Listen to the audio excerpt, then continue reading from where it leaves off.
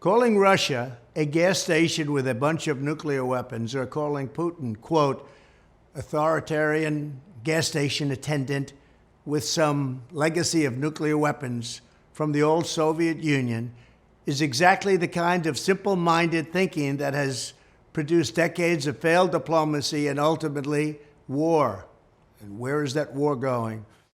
Those such as Mitt Romney and Ron DeSantis, very much alike, who insist on arrogantly treating Russia as deeply inferior to the other nations of the world, with no history or culture or pride, are not only ignorant and foolish, but their attitude makes it impossible to negotiate peace, absolutely impossible.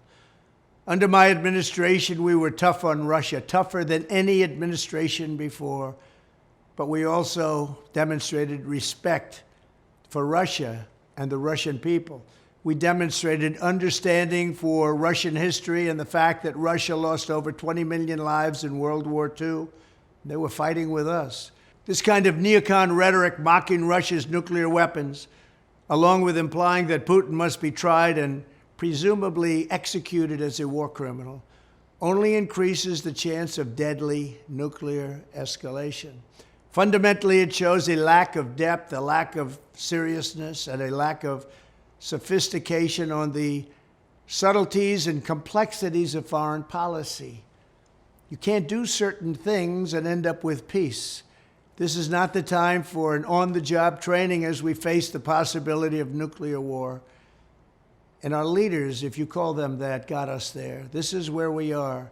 The word nuclear was never even mentioned during the Trump administration. Now it's being mentioned every hour of every day.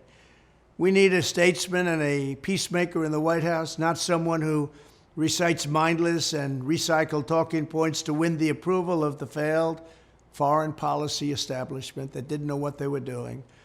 In 2024, I am the only candidate who can prevent World War III. I will prevent World War III. There's nobody else that's going to do that. Thank you very much.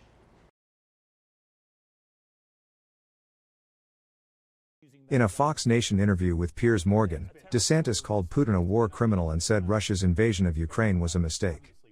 He referred to the Russian leader as basically a gas station with a bunch of nuclear weapons. He previously called them authoritarian gas station attendants.